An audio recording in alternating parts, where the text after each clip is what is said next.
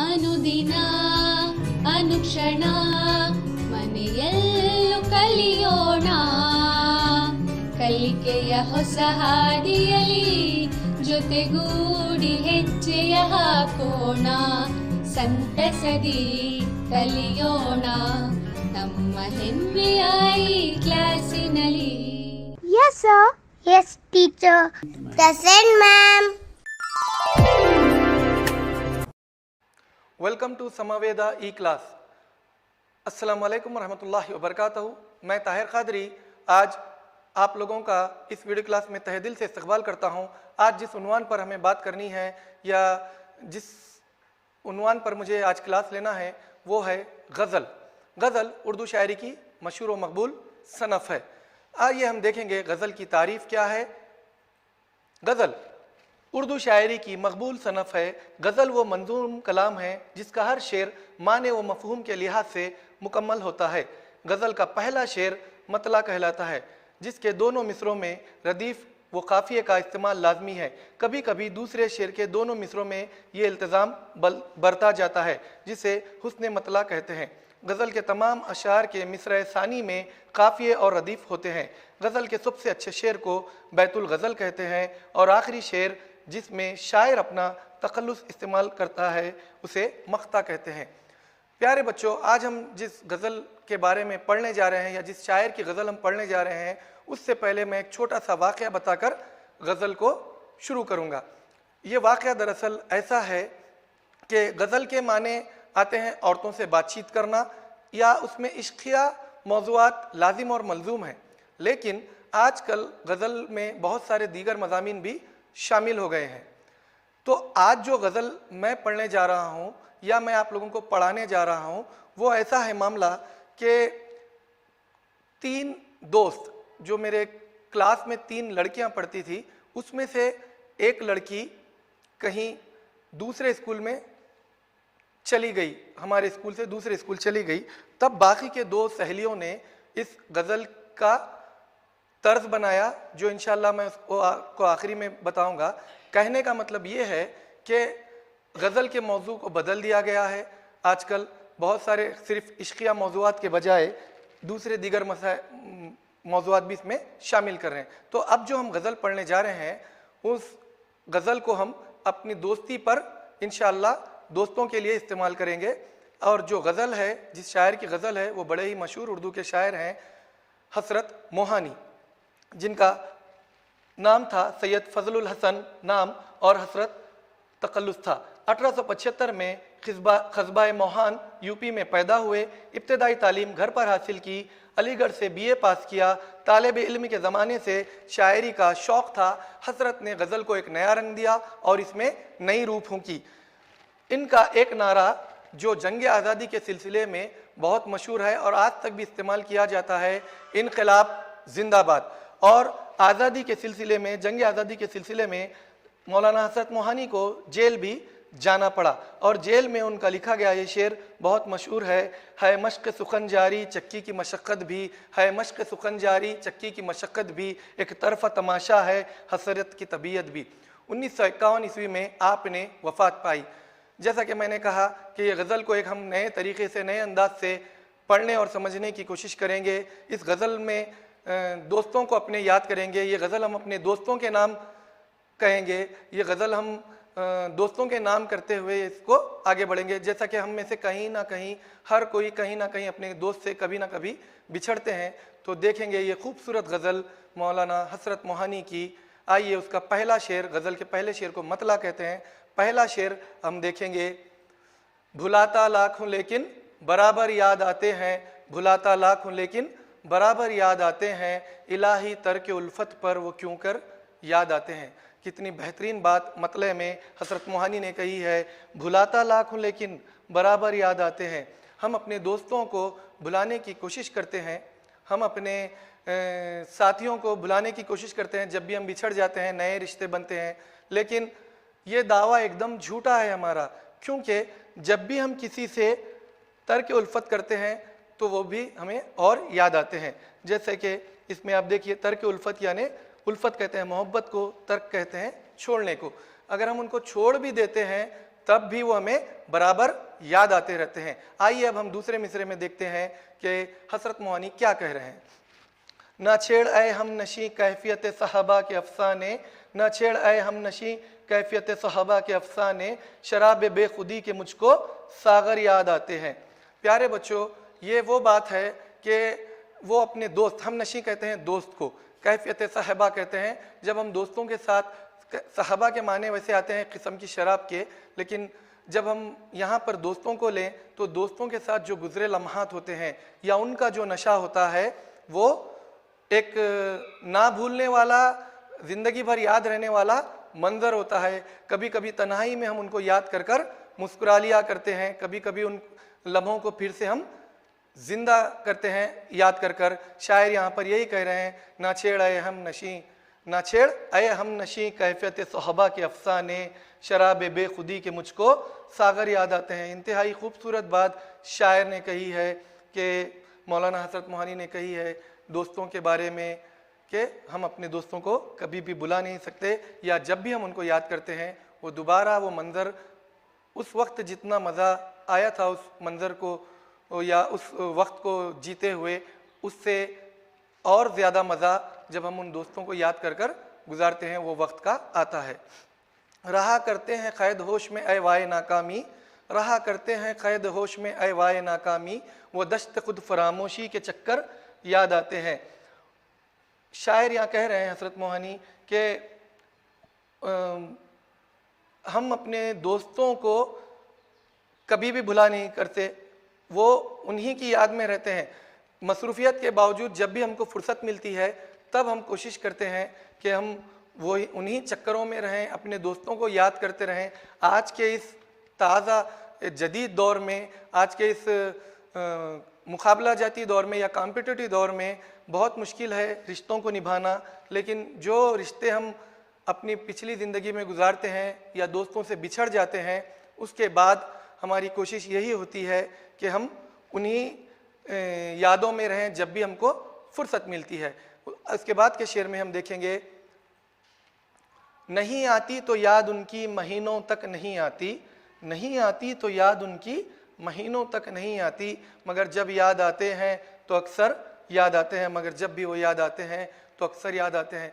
कितनी खूबसूरत बात मौलाना हसरत मोहानी ने कही है कि अक्सर हमारी मसरूफियात की वजह से हम अपने दोस्तों को याद नहीं करते, हम अपने दोस्तों को भूल जाते हैं, लेकिन जब भी वो याद आते हैं तो अक्सर याद आते हैं। कोई ऐसा हमारे ज़िंदगी में ऐसा दोस्त ज़रूर होता है या कोई ख़ास शख्स ऐसा होता है जो हमसे बिछड़ जाता है, लेकिन उनकी याद हमको महीनों तक नहीं आती अपनी मसरूफियात की बिना पर, लेकिन जब भी उनकी याद आती है दिल में अक्सर एक दर्द उठता है और अक्सर याद होता है कि काश वो शख्स हमारे साथ रहता। लेकिन ये याद ही, दोस्तों की याद ही असल ज़िंदगी है, और एक उम्मीद भी रहती है कि चलिए फिर से हम इन दोस्तों से मिल सकते हैं।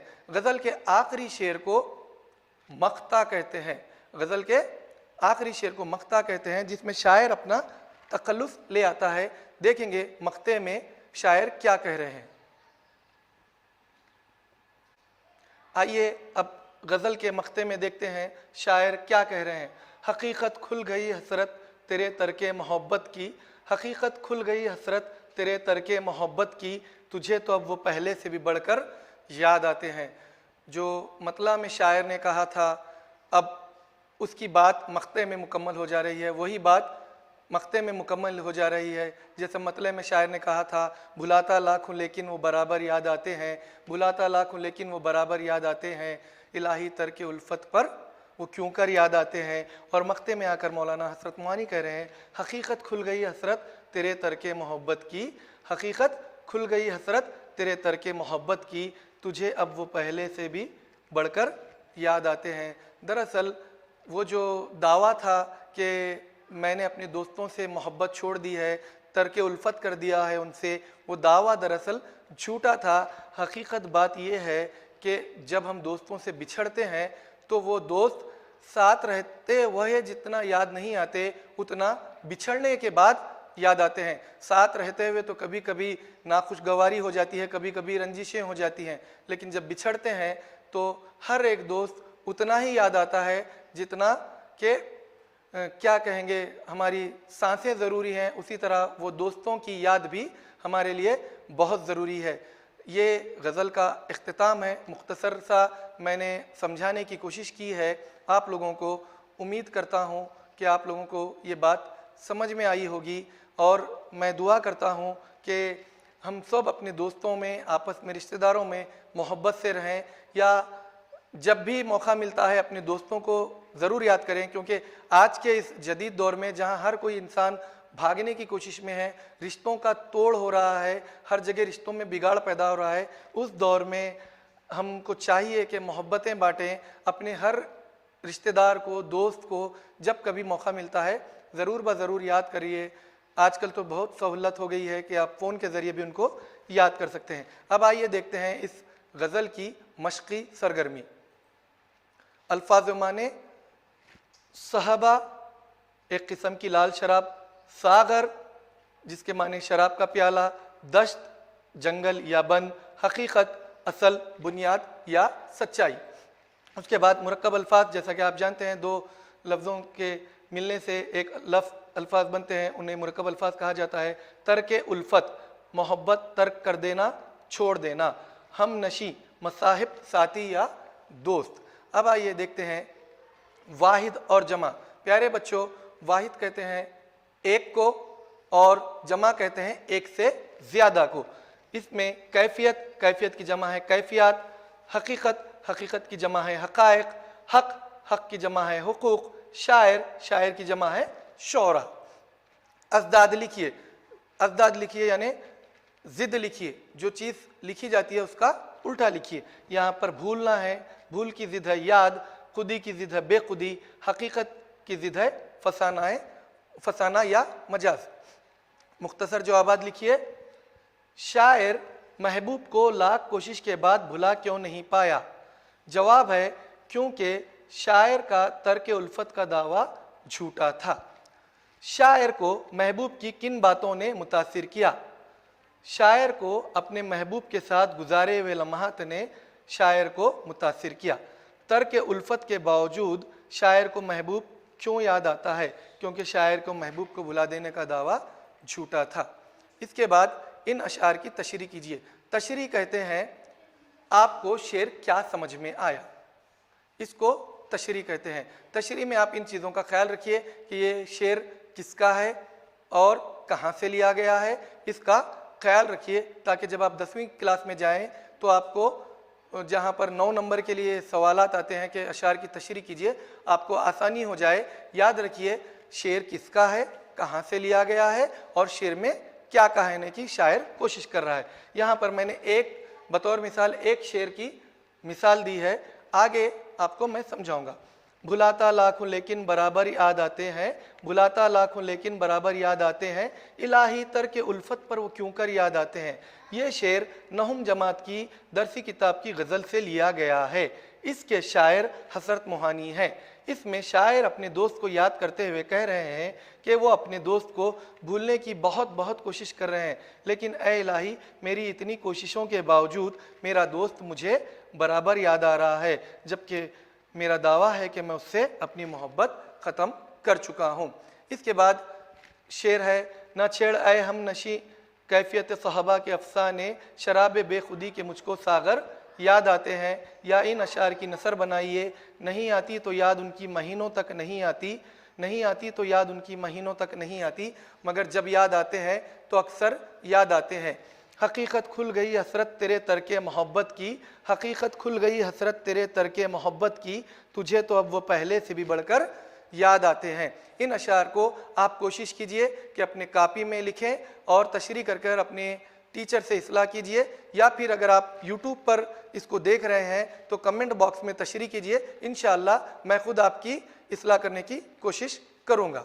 उसके बाद आखिर में इस गज़ल को अपनी तरन्नुम भरी आवाज़ दी है मेरी एक तालिबा मलिका खातून ने, और इस आवाज़ के साथ मैं आप सबसे विदा लेता हूँ और उम्मीद करता हूँ कि आपको ये गज़ल और आवाज़ पसंद आएगी।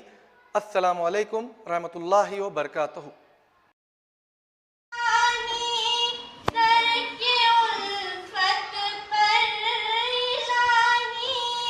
दर